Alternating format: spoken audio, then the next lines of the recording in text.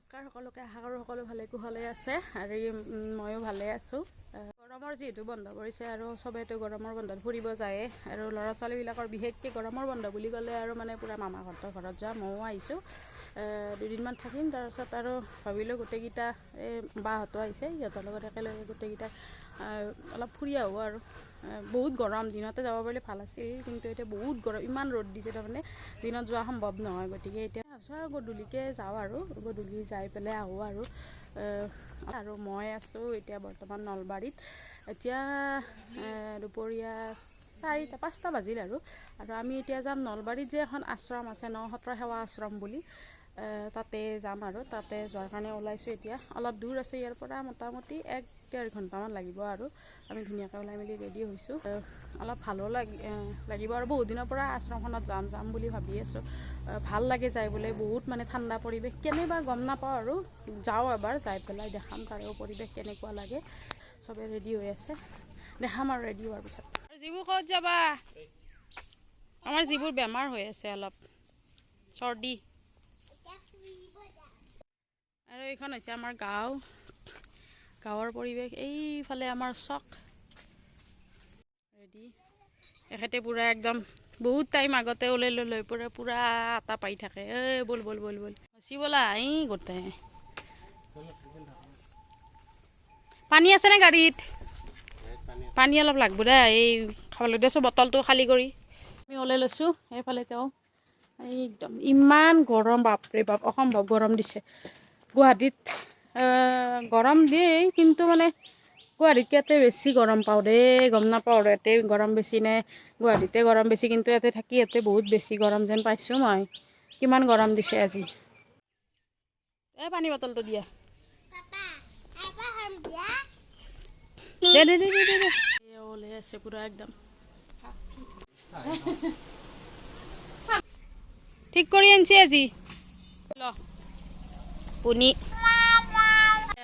ওলাই ৰেডি হৈ আছে।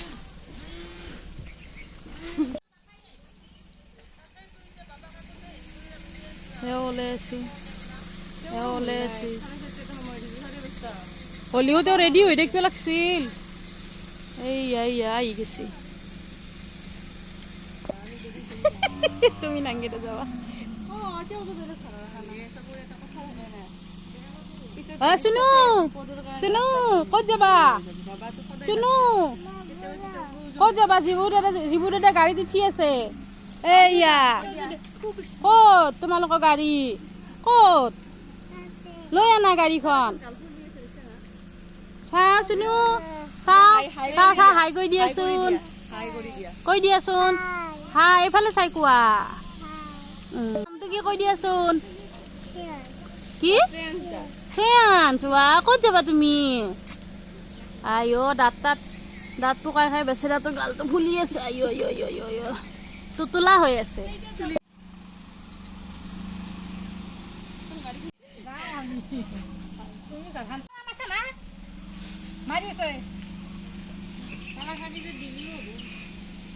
চবে একদম ৰেডি, একদম যাবা।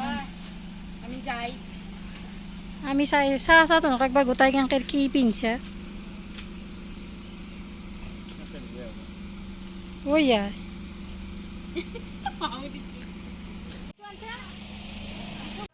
দে তন বেছি দেৰি কৰা। বাবা চবকে একবাৰ দেখাই দিছো দে। চবকে কি লৈছ টোপলাটোত? পানী। তুমি গেলাই নেকি? ৰবা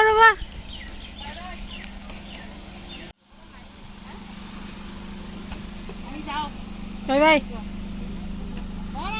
এখানত আধা টেনশন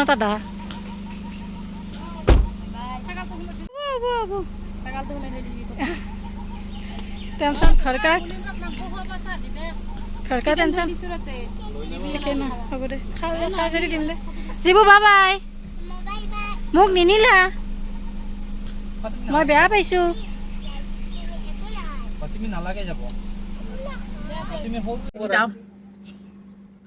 গৰম দে। আৰু আমি যাত্ৰা আৰম্ভ কৰি দিলোঁ। আগে এখন গাড়ী যাই আছে আৰু পিছে আমি, আৰু পূৰা গাঁৱৰ মাজে আমি যাই আছোঁ এতিয়া।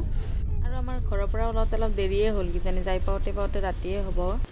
বাৰু যি কি নহওক, যিটো টাইমত যাই পাম বাৰু। আৰু এইখন হৈছে আমাৰ গাঁৱৰে পথাৰ, মানে আমাৰ গাঁৱৰ পথাৰ আৰু এইখিনি বৰ্তমান খালী হৈ আছে। কেইদিনমান পিছত ইয়াতে পূৰা ৰোৱা ষ্টাৰ্ট কৰি দিব। আৰু এইখন হৈছে মই পঢ়া স্কুলখন। আৰু এইফালে চলি আছে পূৰা মামাক আৰু ভাগিনীয়েকৰ মাজত ফটোশ্বুট, চেলফি পূৰা। আৰু গোটেই অসমতে বানপানী বুৰযোৱা বুলি ক'লেও ভুল নহ'ব, কিন্তু আমাৰ পূৰা পাগলা দিয়া ঠাণ্ডা হৈ আছে, পূৰা পানী চানী নাই, দেখিছেনে? শুকান টিপি টিপি টাপা টাপা। সেইটো যে ককা আইতা মামী মামা এনেকৈ যে গাই আছিলে, গোৱাচোন। আৰু আমি আহি পাই গ'লোঁ নলবাৰীৰ বিখ্যাত বালিলেচা মন্দিৰ। আচলতে বালিলেচা মন্দিৰ নহয়, শ্ৰী শ্ৰী কালী দেৱালয়। জাগাটোৰ নাম বালিলেচা হয়, গতিকে বালিলেচা মন্দিৰ বুলি ক'লে মানে সকলোৱে জানে। আৰু এই ভাগেই হৈছে বালিলেচা মন্দিৰ ভাগ। এইয়া আৰু আজি ফুৰিব যাই কিবা এটা বেলেগ ভাল লাগি আছে, মানে অনদিনাতকৈ অলপ বেলেগ ধৰণৰ। কাৰণ অনদিনা আমি বেছি মানুহ নাথাকোঁ, 2-3টা মানুহ ফুৰিব যাওঁ, কিন্তু আজি বহুতকেইটা মানুহ একেলগে ফুৰিব যাই আছোঁ, চব ঘৰৰে মানুহ। আৰু আগৰখনতে ল'ৰাটো আমাৰ শ্ৰেয়াংশে পূৰা চাই আছে, মানে যিবোৰ দাই ইয়াতে বহিছে যে, তাৰ মনটো বেয়া, মানে গোটেই ৰাস্তাটোতে সি পিছমুৱা হৈ বাই বাই দিয়েই গ'ল, তাৰমানে তাৰ মন বেয়া আজি। আৰু আমাৰ আহিবতে বহুত ৰাতি হৈ গ'ল, বহুত ৰাতি মানে 6:45 মান হৈয়ে গ'ল। এতিয়া চাৰিওফালে লাইট জ্বলিয়ে গ'ল।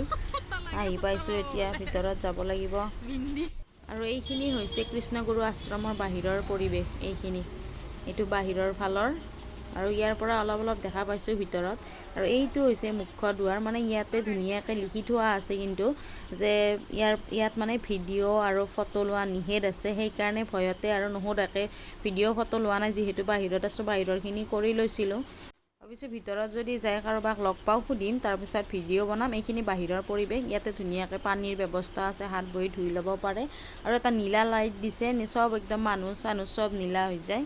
আৰু বলকচোন ভিতৰত যদি পাৰোঁ তেনেহ'লে ভিডিঅ' বনাম, যদি নোৱাৰোঁ তেনেহ'লে ভিডিঅ' নবনাওঁ।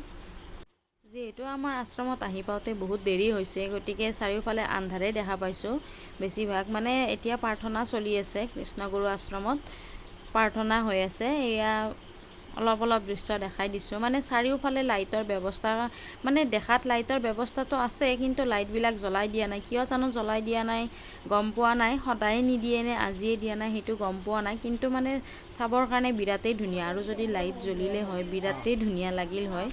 ইমান ধুনীয়া পৰিৱেশ মানে, আৰু এইখনৰ মানে ইমান কম সময়ৰ ভিতৰত মানে গোটেইখিনি দেখাব নোৱাৰিম। আৰু যিহেতু বহুত ঠাইত মানে লাইটৰ ব্যৱস্থা নাই, মানে ব্যৱস্থা আছে, লাইটটো আজি জ্বলোৱা নাই। পৰিৱেশটো দেখাই দিব নোৱাৰিম, আচলতে দেখাই দিব নোৱাৰিম নহয়, মই নিজেও দেখা নাপাম। জনামতেতো ইয়াতে 300 বিঘা মাটিত মানে এই আশ্ৰমখন আছে, মানে 300 বিঘা মাটি জুৰি মানে আছে। বহুত ঠাই আছে চাবৰ কাৰণে, কিন্তু লাইট মানে নাই, যিহেতু আমি চাৰিওফালে দেখাই দিব নোৱাৰিম। আৰু বন্ধ হ'বৰ কাৰণে বেছি সময় নাইও। আৰু যদি আপোনালোকেও কোনোবাই যদি কৃষ্ণগুৰু আশ্ৰমত আহিব বিচাৰে তেনেহ'লে দিনৰ ভাগতে আহক। ৰাতি মানে 8 বজাৰ পিছত, আমি মানে 8টা বজাৰ আগে আগে মানে তাৰ পৰা ওলাই দিছোঁ, বন্ধ হ'ব বুলি আমাক কৈ গৈছে। আৰু যিহেতু এতিয়া দেখিছে, মোৰ মুখ দেখি গমেই পাই গৈছে যে ইমানেই বেছি গৰম আছে দিনত, যিহেতু এতিয়া জুলাই আগষ্ট মাহ চলি আছে, দিনত বহুত বেছি গৰম।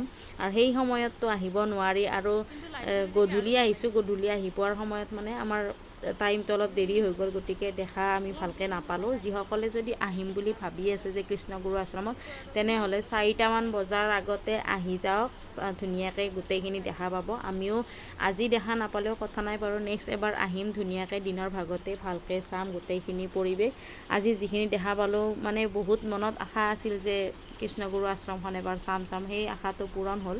গধূলিৰ প্ৰাৰ্থনা চলি আছে এইফালে ধুনীয়াকৈ, বিৰাট ডাঙৰ। এইটো যিটো প্ৰাৰ্থনা গৃহ আছে, এইটো বিৰাট ডাঙৰ। আৰু ইমান পৰিৱেশটো ইমানেই শান্ত পৰিৱেশ, তাৰোপৰি এইটো ইমান ডিচিপ্লিন হৈ আছে। এইফালে ৰাতিৰ কাৰণে দেখা পোৱা নাই, এইফালে আৰু ৰাতি হৈ যোৱাৰ কাৰণে আমি বহুত বস্তু ভালদৰে দেখা নাপালোঁ, আৰু আপোনালোককো দেখুৱাব নোৱাৰিলোঁ।